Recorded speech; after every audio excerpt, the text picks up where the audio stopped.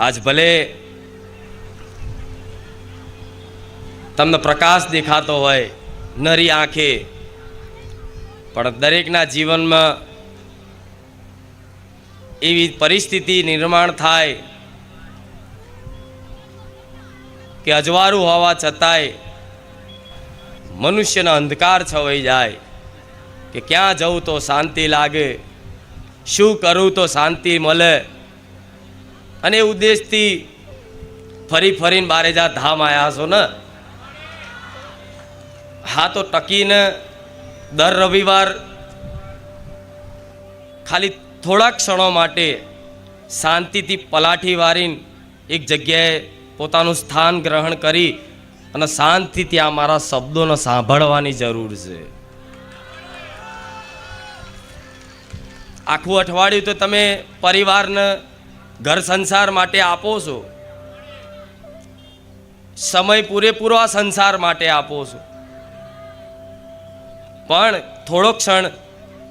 થોડોક સમય કોઈ માતાજી ભગવાનની કૃપાથી ક્યાંક આવા પાવન ધામમાં જવાનો અવસર પ્રાપ્ત થાય અને અમે આવી પ્રવચન રૂપી વાણી સાંભળવા મળે, સત્સંગ સાંભળવા મળે, ભગવાનનું નામ સાંભળવા મળે, માતાજીની મહિમા સાંભળવા મળે, તો ખરેખરમાં તમે બહુ સૌભાગ્યશાળી છો આવા કાળા કળિયુગના મનુષ્યો,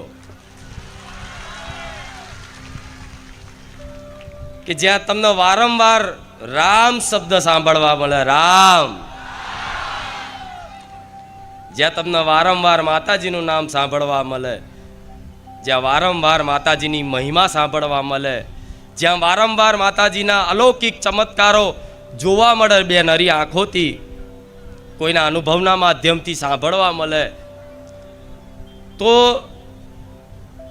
રવિવાર આવવાથી તમારો એક અભ્યાસ બન્યો રહેશે.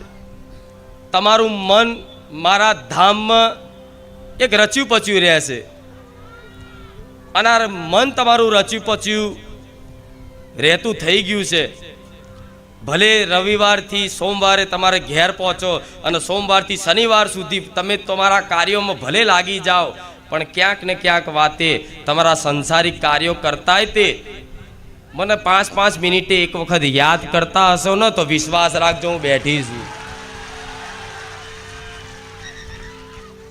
તમારા સંસારિક કાર્યો કરતા આટલી બધી ઉલઝનોમાં રહેવા છતાંય, ઘર પરિવારની ચિંતાઓ, ઘણી બધી સમસ્યાઓમાંથી વેટાયેલા હોવા છતાંય તમને ક્યાંક ને ક્યાંક દુઃખની પરિસ્થિતિ આમ આવવાના યાધાણ દેખાતા હશે ને, તરત હું યાદ આવી છે કે હે માં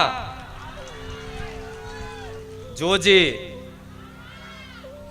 દર 5 મિનિટે જે ભક્ત મને યાદ કરતો હશે ને એનું 24 કલાક હું ખુખાર મેળડી રક્ષણ કરું.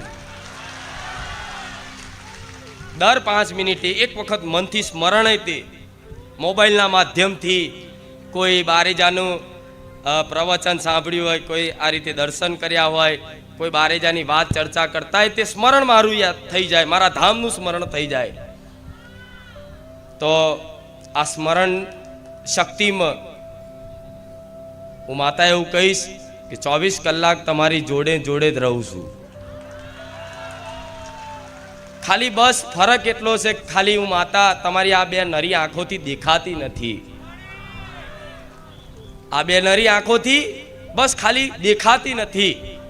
હું છું, હાજરા હજુર છું, એવો દરેકનો ભરોસો કરાઈને બેઠી છું. રામ, હું છું, હું આવા કાળા કળિયુગમાં છું, હાજરા હજુર છું, એવો તમામ મારા વાલા ભક્તોનો અનુભવ કરાઈ અને પછી દર રવિવારે અહીંયા આવું છું. તો અનુભવ તમને થયો હોય,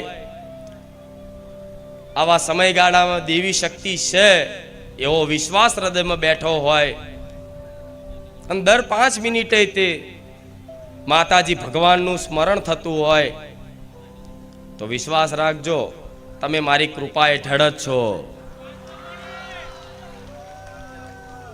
ચિંતા ના કરતા હું બેઠી છું. મારા આ શબ્દોમાં ઘણું બધું છે.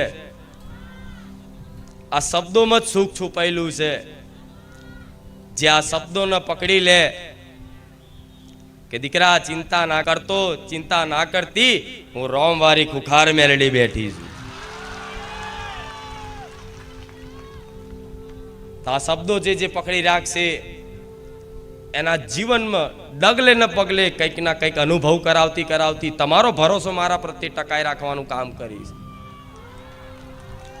કેમ કે મારી જોડથી સુખ મેળવવા આવ્યા છો, અને જેની જોડ સુખ ની પ્રાપ્તિ માટે આયા હોય, યાચના કરવા, પ્રાર્થના કરવા, કામના કરીને બારેજા ધામ જઈએ, માતાજીની કઈ કૃપા થઈ જાય તો અમે સુખી થઈ જઈએ, એ ઉદ્દેશથી આયા છો. તો દરેકને મારા સુખી કરવા છે. તો સુખી કઈ રીતે થશો? સુખી થવા માટે મારા ધામમાં તમારી થોડી અવર જવર રહેવી પડશે, થોડું તપ આપવું પડશે, થોડું મારા નામનું ધ્યાન કરવું પડશે, થોડી મારી ભક્તિ ઉપાસના કરવી પડશે, થોડા મારા જીવનમાં, તમારા જીવનમાં થોડા મારા શબ્દોનું પાલન કરવું પડશે. અને પાલન આ બધી વસ્તુ ક્યારે થશે? જ્યારે વ્યક્તિની અંદર શ્રદ્ધા અને વિશ્વાસ બંને પૂર્ણ રીતે હોય, સંપૂર્ણ શ્રદ્ધા અને વિશ્વાસ હોય, પણ તમારો ભરોસો, તમારું હૃદય અંદરથી એવું બોલતું હોય કે અમે જગતમાં ફર્યા છીએ, ઠેર ઠેર રખડ્યા છીએ, પણ ક્યાંય એવો અનુભવ નહીં કર્યો બારેજા ધામમાં ખુખાર મેલડીના પારે કર્યો. આ તમારી અંતર આત્મા આવું કહેતી હશે, આ તમારું હૃદય આવું બોલતું હશે, તમારો વિશ્વાસ આવું બોલતો હશે કે ના, ખરેખરમાં ખુખાર મેલડી, રામવારી મેલડી સાક્ષાત હાજરા હજુર છે. રામ. તો આ ભરોસામાં જ્યાં સુધી આ ભરોસો છે, જ્યાં સુધી આ વિશ્વાસ છે, જ્યાં સુધી મારા પ્રત્યે આ પ્રેમ ભક્તિ છે, ત્યાં સુધી તમારે કોઈ જાતની ચિંતા જ કરવાની જરૂર નહીં. ત્યાં સુધી કોઈ જાતની ચિંતા કરવાની જરૂર. બસ ખાલી વિશ્વાસ રાખજો. ખાલી આ તમારી બે આંખોથી તમે મને ખાલી જોઈ નહીં શકતા, ખાલી જોશો તો આ ચુંદડીના રૂપમાં